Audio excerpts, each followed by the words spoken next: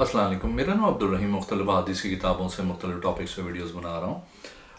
تو امام طبرانی کی جو مجموعہ احادیث ہے، مجموعہ اوسط، ان سے کچھ حدیثیں ہیں۔ اعوذ باللہ من الشیطان الرجیم، بسم اللہ الرحمن الرحیم۔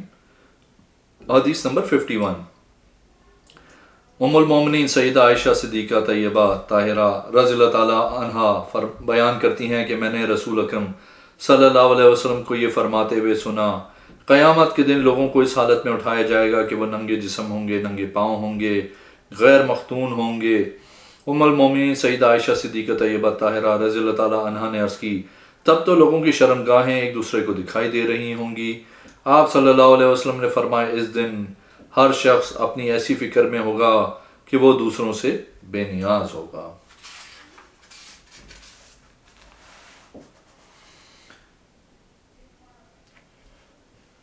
ایک اور حدیث ہے، حدیث نمبر 52۔ حضرت برا بن عازب رضی اللہ تعالیٰ عنہ بیان کرتے ہیں، رسول اکرم صلی اللہ علیہ وسلم نے ایک آدمی کو سوتے وقت یہ دعا سکھائی، اے اللہ، میں اپنا چہرہ تیری طرف متوجہ کیا اور اپنی پشت تیری طرف جانب جھکا دی، اور میں نے اپنے کام تیرے سپرد کر دیے ہیں اور اپنی ذات کو تیرے سپرد کر دیا ہے، تجھ سے ڈرتے ہوئے اور تیری بارگاہ میں دلچسپی رکھتے ہوئے، کیونکہ تیرے سوا کوئی ٹھکانہ اور کوئی اور جائے پناہ نہیں ہے۔ میں اس کتاب پہ ایمان لایا جو تو نے نازل کی، اور میں تیرے اس نبی صلی اللہ علیہ وسلم پہ ایمان لایا جس کو تو نے مبعوث فرمایا ہے۔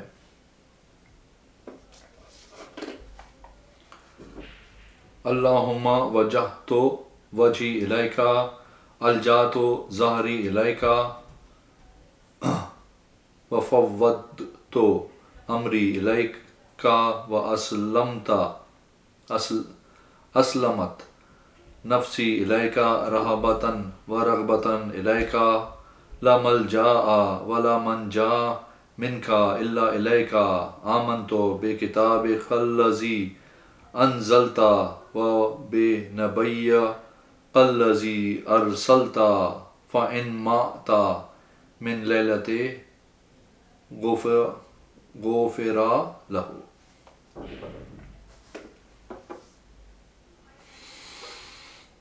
ایک اور حدیث ہے 53۔ حضرت ابو ہریرہ رضی اللہ تعالیٰ عنہ بیان فرماتے ہیں، رسول اکرم صلی اللہ علیہ وسلم نے ارشاد فرمایا، روزہ آگ سے بچنے کے لیے ڈھال ہے۔ ایک اور حدیث ہے نمبر 54۔ حضرت ابو ہریرہ رضی اللہ تعالیٰ عنہ فرماتے ہیں، رسول اکرم صلی اللہ علیہ وسلم نے دعا مانگی، اے اللہ، مدر قبیلے پہ اپنی پکڑ سخت کر، اور اے اللہ، ان پہ وہ قحط فرما جو یوسف علیہ السلام کے زمانے میں آیا تھا۔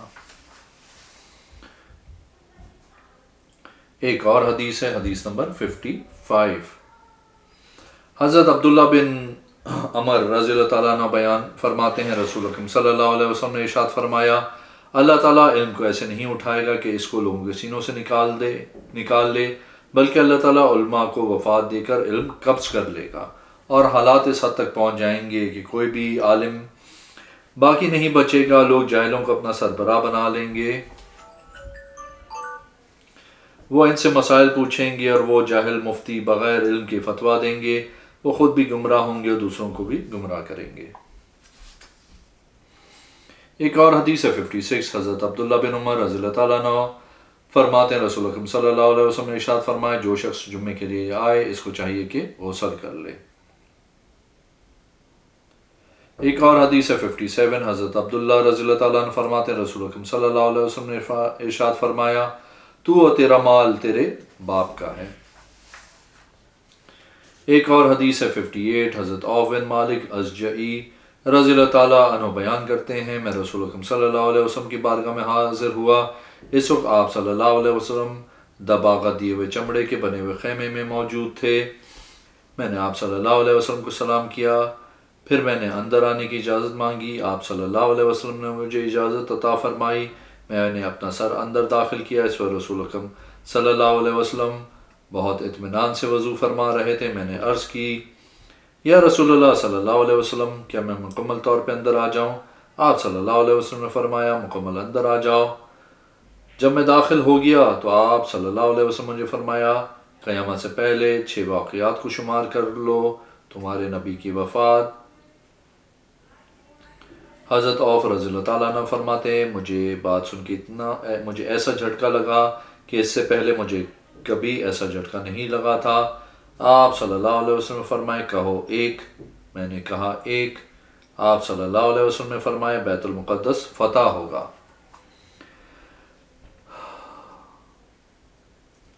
نمبر 3، تمہارے اندر ایک فتنہ آئے گا جو عرب کے گھروں کے اندر پھیل جائے گا۔ نمبر 4، ایک بیماری آئے گی جو تمہارے اندر بکریوں کی ایک وبا جو کہ موت تک ان کا پیچھا نہیں چھوڑتی کی طرح پھیل جائے گی۔ نمبر 5، تمہارے اندر مال بہت عام ہو جائے گا، حتیٰ کہ کسی آدمی کو 100 دینار ملیں گے تو وہ اس پہ بھی راضی نہیں ہوگا۔ ایک اور نمبر 6، تمہارے اور بنی اسفر کے درمیان صلح ہوگی، لیکن وہ لوگ اس صلح کی غداری کریں گے۔ وہ 80 جھنڈے لے کر تمہارے اوپر حملہ کریں گے اور ہر جھنڈے کے ماتحت 12,000 کا لشکر ہوگا۔ ایک اور حدیث ہے 59، حضرت معاویہ بن ابو سفیان رضی اللہ تعالیٰ عنہ، عبداللہ بن عمر رضی اللہ تعالیٰ عنہ فرماتے ہیں رسول اکرم صلی اللہ علیہ وسلم نے ارشاد فرمایا ہجرتیں 2 طرح کی ہوتی ہیں، ایک یہ کہ تم گناہوں کو چھوڑ دو، اور دوسری یہ کہ تم ہجرت کر کے اللہ اور اس کے رسول صلی اللہ علیہ وسلم کی جانب آ جاؤ۔ جب تک توبہ قبول ہو رہی ہے تب تک ہجرت ختم نہیں ہوگی۔ توبہ اس وقت تک قبول ہوتی رہے گی جب تک سورج مغرب سے طلوع نہیں ہوگا۔ جب سورج مغرب سے طلوع ہو جائے گا تو ہر دل پہ مہر لگا دی جائے گی، اور جس دل میں جو کچھ ہے وہ اسی میں رہ جائے گا، اور اس وقت عمل کا وقت ختم ہو جائے گا، پھر اعمال کی جزا شروع ہو جائے گی۔ ایک اور حدیث نمبر 61، حضرت ابو ہریرہ رضی اللہ تعالیٰ عنہ فرماتے ہیں رسول اکرم صلی اللہ علیہ وسلم نے ارشاد فرمایا اللہ تعالیٰ نے فرمایا اے ابن آدم، اگر تم اپنا اضافی مال اللہ کی راہ میں خرچ کرو گے تو یہ تمہارے لیے بہتر ہے، اور اگر تم اس کو روک کر رکھو گے تو یہ تمہارے لیے برا ہے۔ اور اللہ تعالیٰ کی راہ میں خرچ کرنا حاجت مندوں سے شروع کرو، اور ضرورت کے مطابق رزق حاصل کرنے پہ اللہ تعالیٰ ملامت نہیں فرماتا، اور اوپر والا ہاتھ نیچے والے ہاتھ سے بہتر ہے۔ ایک اور حدیث ہے حدیث نمبر 62، حضرت ابو ہریرہ رضی اللہ تعالیٰ عنہ فرماتے رسول اکرم صلی اللہ علیہ وسلم نے ارشاد فرمایا قیامت کے دن بندے کا جب حساب لیا جائے گا تو سب سے پہلے کہا جائے گا کیا میں نے تیرے جسم کو صحت نہیں دی تھی، کیا میں نے تجھے ٹھنڈے پانی سے سیراب نہیں کیا تھا۔ ایک اور حدیث ہے حدیث نمبر 63، حضرت عبد الرحمن ابن ابی عمر انصاری رضی اللہ تعالیٰ عنہ اپنے والد سے یہ بیان نقل کرتے ہیں ہم رسول اکرم صلی اللہ علیہ وسلم کے ہمراہ غزوہ میں شریک تھے، لوگوں کو شدید بھوک کا سامنا کرنا پڑا، کچھ لوگوں نے رسول اکرم صلی اللہ علیہ وسلم سے اپنی سواری کے جانور ذبح کرنے کی اجازت مانگی۔ رسول اکرم صلی اللہ علیہ وسلم نے ان کو اجازت دینے کا فیصلہ کر دیا تھا کہ حضرت عمر بن خطاب رضی اللہ تعالیٰ نے عرض کی یا رسول اللہ صلی اللہ علیہ وسلم، آپ کا کیا خیال ہے اگر ہم اپنی سواری کے جانور کو ذبح کر لیا اور پھر کل دشمن کا سامنا کرنا پڑا تو کیا ہم بھوکے پیاسے پیدل ان کا سامنا کر پائیں گے؟ رسول اکرم صلی اللہ علیہ وسلم نے فرمایا عمر تمہارا کیا خیال ہے؟ حضرت عمر رضی اللہ تعالیٰ نے عرض کی یا رسول اللہ صلی اللہ علیہ وسلم، آپ لوگوں کو جمع کریں کہ وہ اپنا بچا کچا زیادہ راہ جمع کریں، پھر آپ ہمارے لیے اس زاد راہ میں برکت کی دعا فرما دیجئے، بے شک اللہ تعالیٰ آپ کی دعا کی برکت سے ہمیں اس آزمائش سے نکال لے گا۔ ابو عمر کہتے ہیں یوں لگتا ہے کہ رسول اکرم صلی اللہ علیہ وسلم پہ کوئی پردہ تھا جو ہٹ گیا، آپ صلی اللہ علیہ وسلم نے ایک کپڑا منگوایا، اس کو بچھایا، پھر لوگوں کو کہا اپنا بچا ہوا زاد راہ لے کر آؤ اور جس کے پاس جو کچھ ہے وہ لے آؤ۔ کوئی شخص چھوٹے سے تھال میں گندم لے آیا، کوئی شخص انڈے کی مقدار میں کوئی چیز لے کر آیا۔ رسول اکرم صلی اللہ علیہ وسلم نے حکم دیا یہ سارا سامان ایک کپڑے کے اوپر رکھ دیا گیا، یقیناً وہ کپڑا اس میں موجود تمام کھانا رسول اکرم صلی اللہ علیہ وسلم کے آگے رکھا گیا تھا۔ پھر آپ صلی اللہ علیہ وسلم نے اس میں برکت کی دعا کی، اور جو کچھ اللہ نے چاہا آپ صلی اللہ علیہ وسلم نے اس پر پڑھا، اور حضور صلی اللہ علیہ وسلم جو بھی پڑھا وہ وحی کے مطابق ہی پڑھا ہوگا۔ کیا بعید ہے کہ قرآن مجید کی کچھ آیت ہوں۔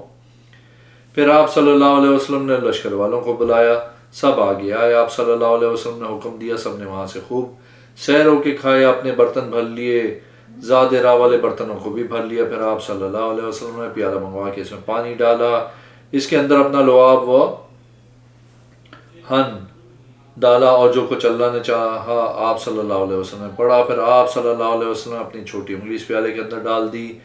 میں اللہ تعالیٰ کی قسم کھا کے یہ بات بتاتا ہوں کہ میں نے رسول اکرم صلی اللہ علیہ وسلم کی انگلیوں کو دیکھا کہ اس میں سے پانی کے چشمے پھوٹ رہے تھے۔ پھر آپ صلی اللہ علیہ وسلم نے لوگوں کو حکم دیا، لوگوں نے وہ پانی پیا اور خوب سیر ہو کے پیا اور اپنے مشکیزے اور اپنے تمام برتنوں کو بھر لیا۔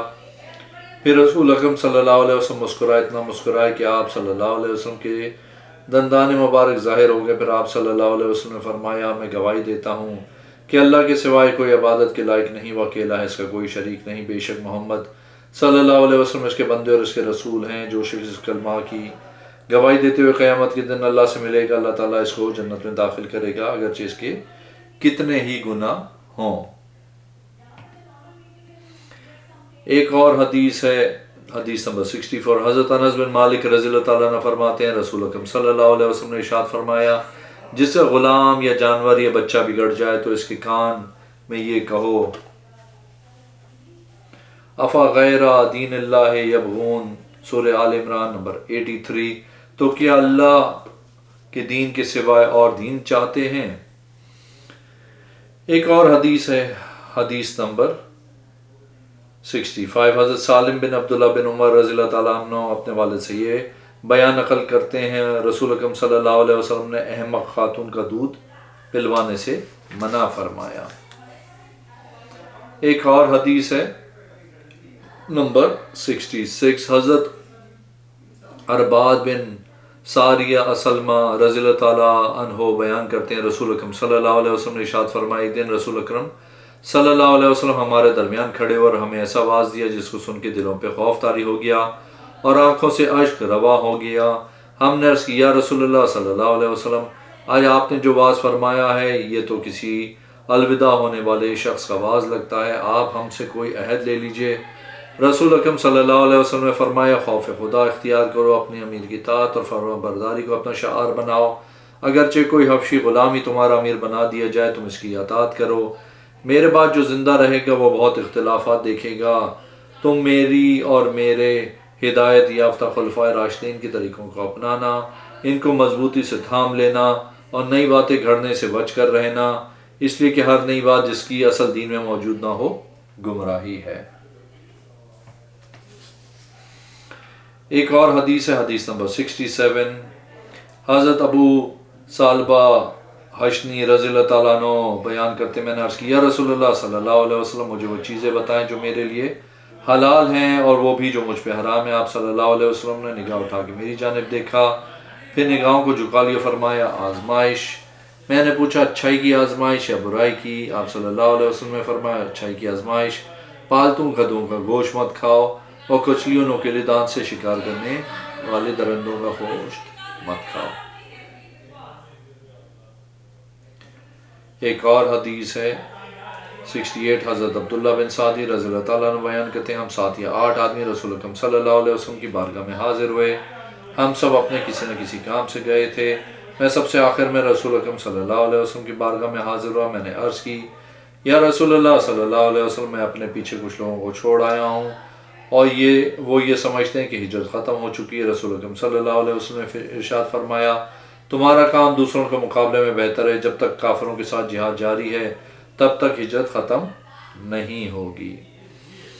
ایک اور حدیث ہے 69۔ حضرت عبداللہ بن مسعود رضی اللہ تعالیٰ عنہ فرماتے ہیں، رسول اکرم صلی اللہ علیہ وسلم نے ارشاد فرمایا، جب کوئی شخص اپنا نیزہ کسی آدمی پہ تان لے اور اس کی نوک کسی گلے پہ رکھ لے، اس وقت بھی اگر وہ لا الہ الا اللہ پڑھ لے تو اس کو چاہیے کہ اپنے نیزہ اس سے اٹھا لے۔